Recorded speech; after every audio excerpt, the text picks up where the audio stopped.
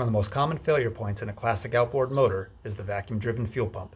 In today's video, we're going to show you how to tear down the fuel pump assembly, replace the diaphragm and gaskets, put it all back together, and reinstall it on the motor. Let's go!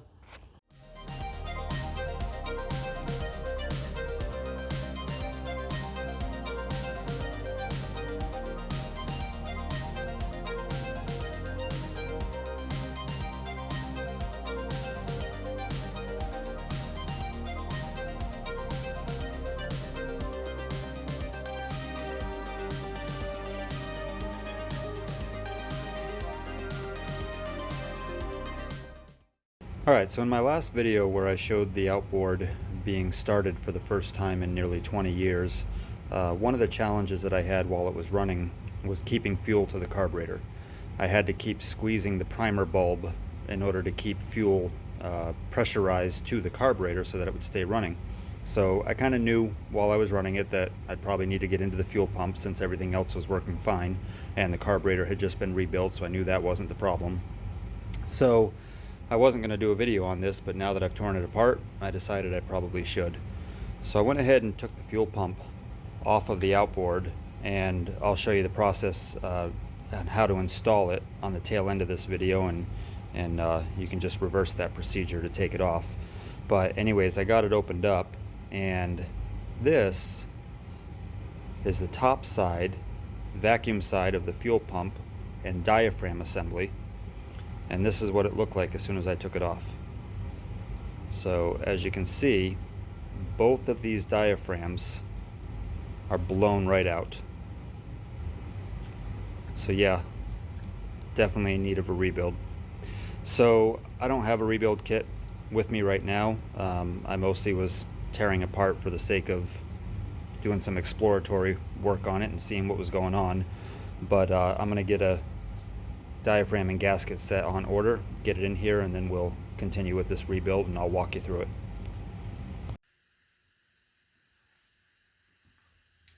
Alright, so here we are a few days later. Gasket and diaphragm kit has arrived, so we're going to start cleaning this guy up and get it put back together again.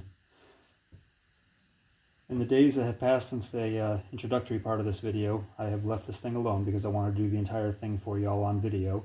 So if you look close, you can see the old gasket on the fuel pump still there, very dry and brittle. Actually, I just peeled that off just like that. The gasket for the fuel bowl on the bottom, that crumbled as soon as I took the fuel bowl off the bottom of the pump. So what we have to do basically is just get all this scraped off. So to do that, I like a nice X-Acto knife.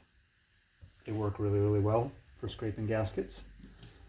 I'm going to go ahead and speed up this portion of the video because, as I always say, y'all don't need me to show you how to do simple tasks like this. I'm just going to get it cleaned up and then we'll come back and discuss it.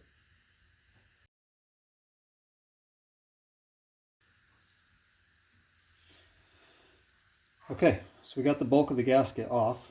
Yes, I did pass my knife handling merit badge 35 years ago, so don't tell my Scoutmaster how I was handling that sharp blade. We're going to get this all cleaned up with some emery cloth in a moment. But first, while we still have our mess here, let's go ahead and start removing the diaphragm. And we're going to do it in the same way. We're just going to get our blade underneath it and get the edge lifted up and then just start working all around and get the entire thing peeled off of the body.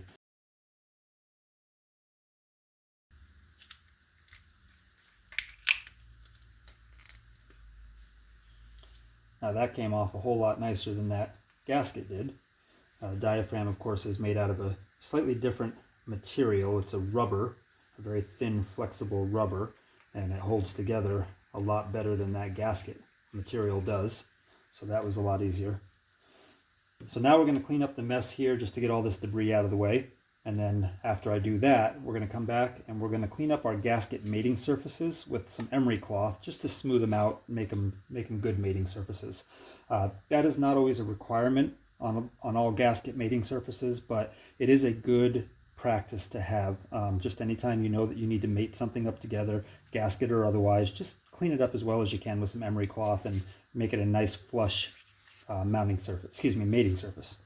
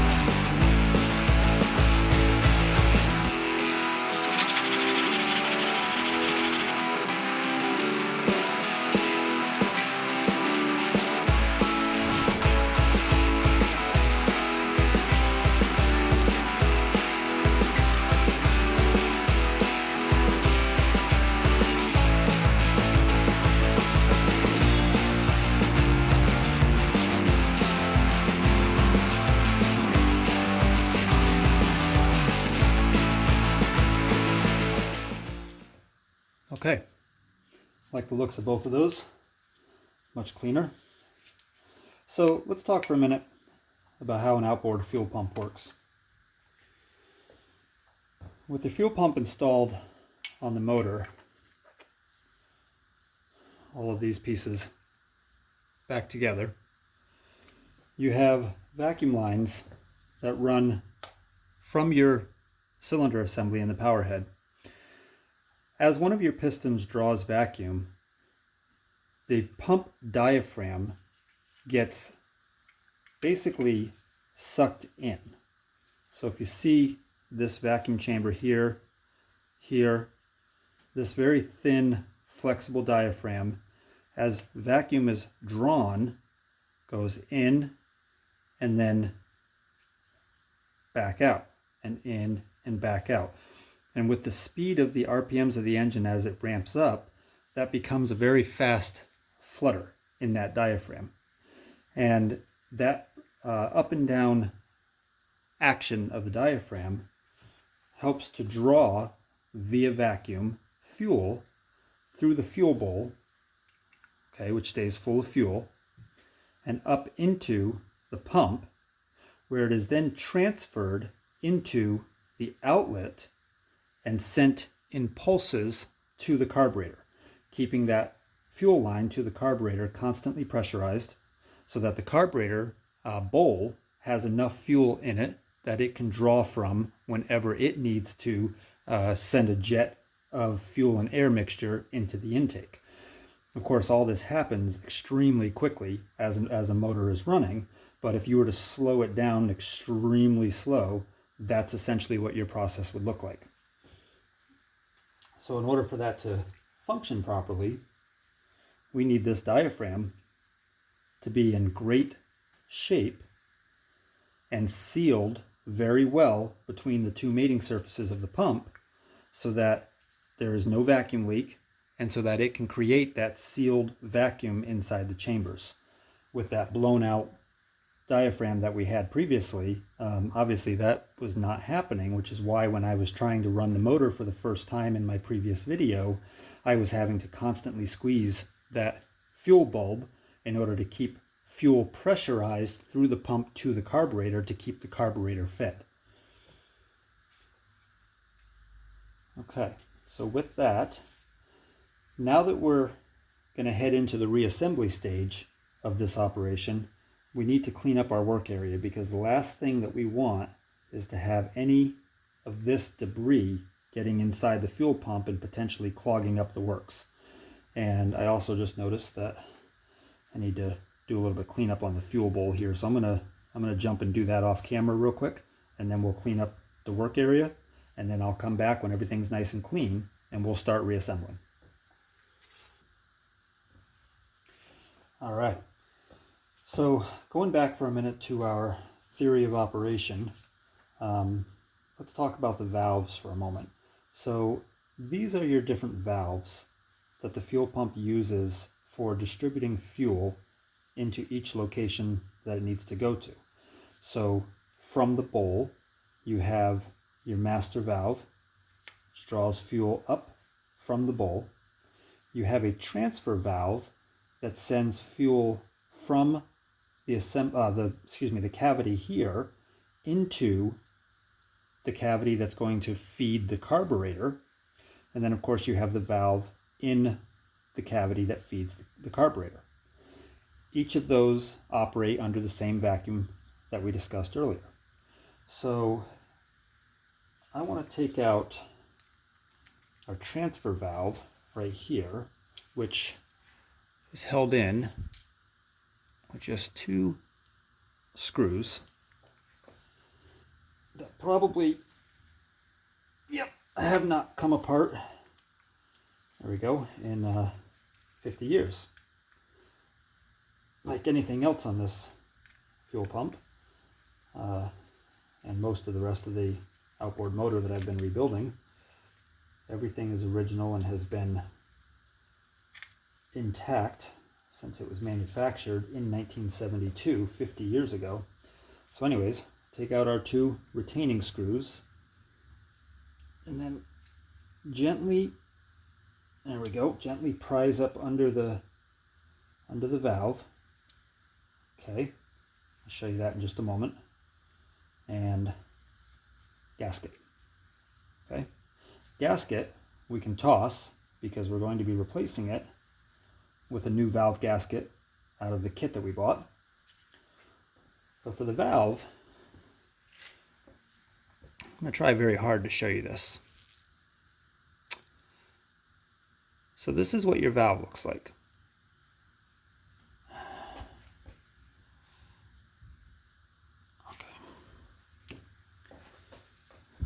All right, see if we can get this to focus. This is tricky with little parts like this. So this is what your valve looks like. Okay, and on the side, there's your actual valve assembly.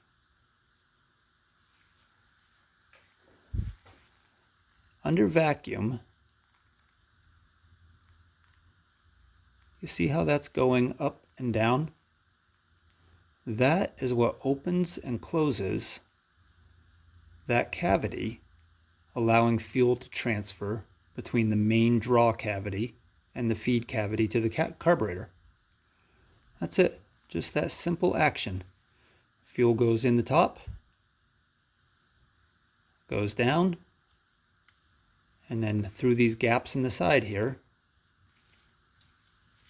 it's able to drain into the feed cavity. All 3 of these valves are basically the same. They all go up and down, allowing fuel to pass. So, I'm going to clean this up just a little bit more because there is a little bit of debris in there, so I'm just going to use some carbon choke cleaner. Carbon choke cleaner tends to come out under high pressure from the bottle, so when you're using it, spray it away from you and away from your work area, otherwise you're going to make a mess. Just want to get a little bit of residual debris cleaned out of here. Okay, I'm going to take it off camera. I'm going to shake it a little bit and then give it one more blast of carb cleaner.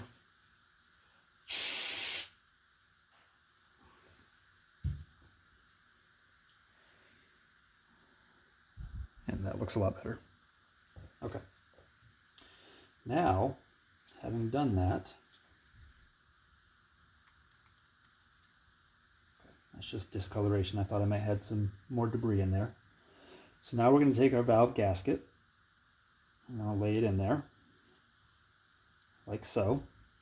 Okay. And I'm going to take our valve, which I actually want to clean that up as well. That's a little gummy. Again, just giving that a high pressure spurt off camera.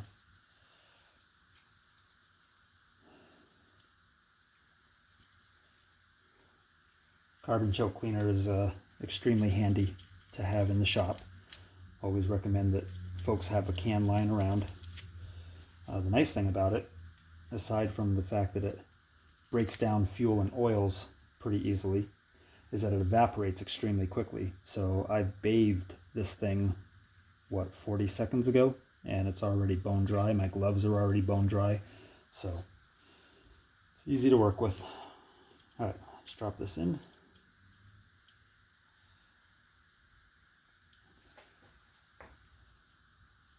Make sure that we're not damaging our new gasket. Give it just a little bit of a light spin. Make sure everything is seated the way it's supposed to be. Okay.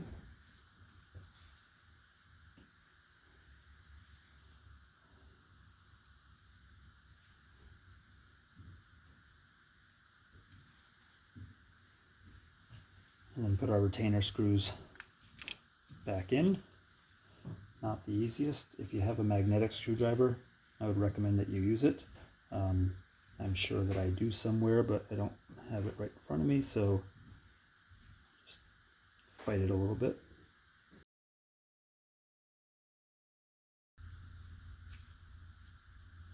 Okay, snug those down. We're back installed. Just give it a little light press to make sure that it's actually working. Okay, now looking at the integrity of the other two valves, I don't see a reason that they need to come out, so I'm not going to risk messing with those. Gaskets look good. You can kind of see the gaskets through your opening here, and everything looks pretty well sealed, so I'm going to keep it as is. Just give it a little bit of a clean out on the bottom side now. Okay. All right, now with everything cleaned up, let's go ahead and install our new gasket and diaphragm assembly. Make sure your mating surface is nice and clean. Gasket lies on, diaphragm lies on the top of it. You do not require any sort of gasket sealant material on these. These are just going to be dry installed. So you just want to make sure that when you put your bolts back in, that everything is lined up properly. Put in your first bolt and run it in a few threads and just use that as your anchor. Okay, and then from there, you can just work your way around, putting in all of your remaining bolts.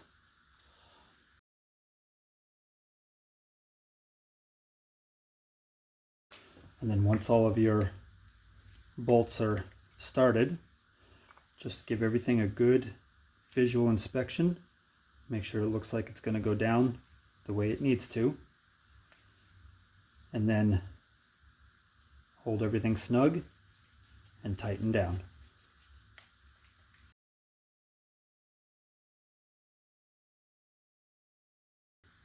Okay, I'm not sure what happened, but I looked over at the camera and it had stopped recording. So I apologize, but essentially we've got the screws all tightened back down, and that's kind of right where the camera cut out. So basically I was just explaining that tighten down your screws in a every other screw pattern, and then snug them down good and snug. Don't go too tight. You don't want to risk compromising the rubber diaphragm by tearing it or causing any kind of damage by over cranking things. But make sure that it's snug enough that you have a good seal between the diaphragm, the gasket, and both sides of the fuel pump housing. So now that that's done, we're going to install our fuel bowl. So the fuel bowl consists of 3 parts: a mesh that acts as your filter, a gasket, and the bowl itself. So the first thing we're going to do is take our mesh and we're going to drop that into position. And if you look, you can see the different steps in the cavity. So those are different recesses for the fuel mesh, the filter mesh, and the gasket. So you can put your mesh in and it should sit nicely right on that first step. And then put your gasket in on top of it, like so. You can take a tool, small flathead or whatever, and just work that down. Some of these new gaskets are a little bit bigger than the originals were. Okay, and take your bowl. It's all nice and clean now. Right on the assembly. Put your retainer up into position and tighten it down. Right onto the bottom of that. And we're just going to tighten that down. Good and snug. And there we go. And that's it, folks. That is the very easy process of rebuilding an outboard motor fuel pump. I should clarify, in classic or antique outboard motor fuel pump. So now we're ready to get the fuel pump reinstalled, but I don't really care for the condition of these two hoses. So I'm gonna go ahead and replace both of these hoses.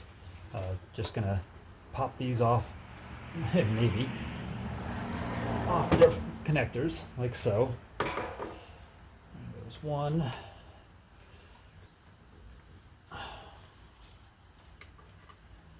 There we go. There goes two. And you can see how really, you can see how really split and just rough shape these are. So I'm gonna put some new stuff up there. First one I already have cut, and that'll go right here. But it's gonna be a little snug getting it onto that nipple. So what we're gonna do is we're gonna use a heat gun, and we're gonna heat up our hose a little bit, and then that'll allow it to be flexible enough to get on there. Now remember, if you're doing this, if you decide to use a torch or if you're using a heat gun, make sure that you're not doing it when you still have gasoline all over your engine. Be smart.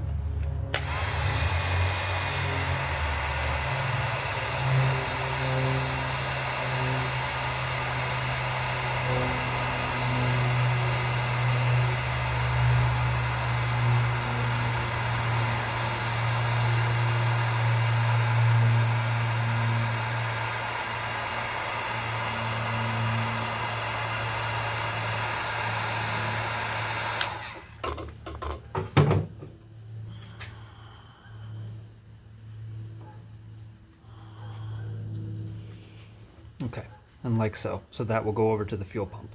So now we need to cut a length of hose for the other one that was right here. I haven't done that yet. So I'm gonna match that out about there.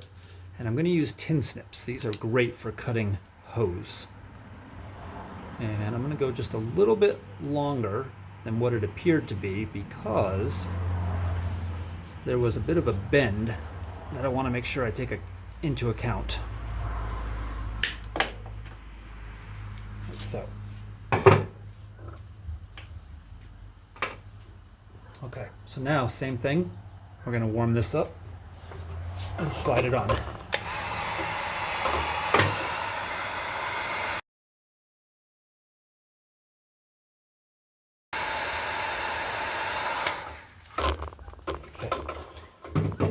Worked. So there we go. And depending on the length, I may need to make a little bit of an adjustment to get those attached, but we'll see how it looks. All right, now let's get that fuel pump installed. So the fuel pump bracket here goes onto the back side of the pump, like so. Okay. And it has a flathead screw in this center position, and then two 7/16 bolts on the ends here. When I say 7/16, I'm referring to the socket head size, just to make that easier for you guys when you go to get your tools. Okay, they also do have slotted heads, but I'd like to use a socket over a slotted head any chance I get. I hate working with slotted heads. But this outboard, given the age that it is, has given me ample opportunity to work with slotted heads. So, yeah. And just get all those snugged down. That's pretty easy stuff. Don't over tighten them. You will strip out your threaded blocks. Okay. Now, I'm going to take your bolts, and we have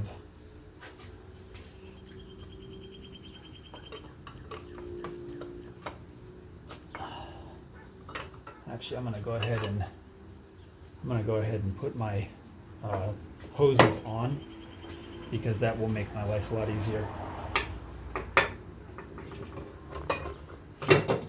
It's actually a little more challenging trying to fight with short hose. Once this is already mounted and tight against the block, it's a little harder to maneuver these into position. So if we put them on now, we can use the leverage of holding the entire fuel pump to get those on. So we're going to do that.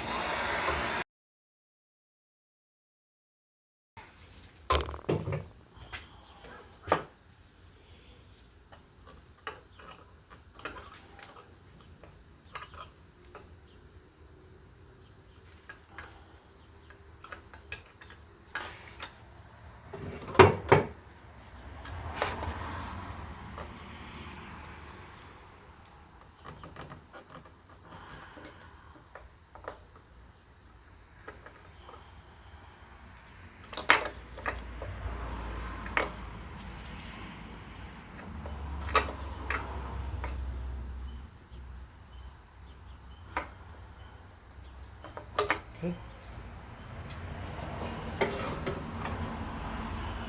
And there we go. So now we'll put our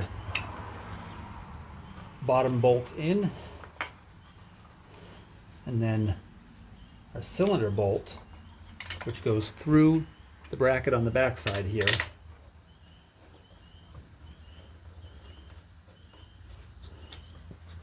And then we'll get those tightened down. Now the cylinder head bolt, if I remember correctly, should be a 9/16. And our bottom bolt here is a 7/16 like the others.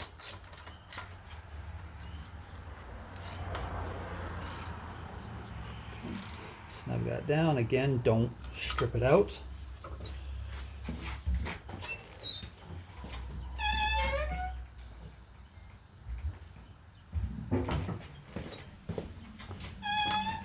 And 9/16 on the cylinder head bolt.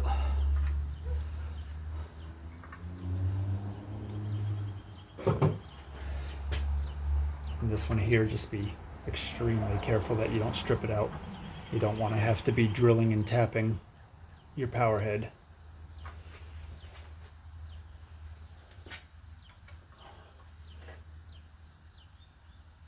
Okay, good. All right, now get our tools out of the way, and we'll get our feed hose right here and our carburetor hose right here hooked back up.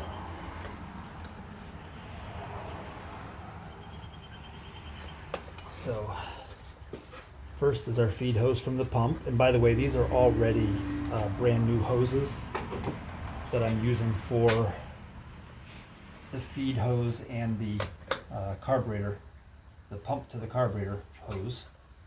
I had already replaced these hoses a couple of weeks ago when I was rebuilding the carburetor. Okay, let's go. And this bottom one on. So right here is the hose that I'm connecting. Okay, and that's on there. Vacuum lines do not get clamped. Okay, they just rely on the pressure of the hose being there. And that is it, folks. Everything is installed and we are ready to get it hooked up and see how it can run. All right, we got everything hooked up. We're gonna fire her up and see how she does. I've got a hose attachment hooked up to the water inlet so that we keep cooling water running up through the engine and don't risk overheating it. And we're gonna see if she fires up. The only thing I've done for this video is that fuel pump rebuild. So that's the only thing that's been changed since the last video.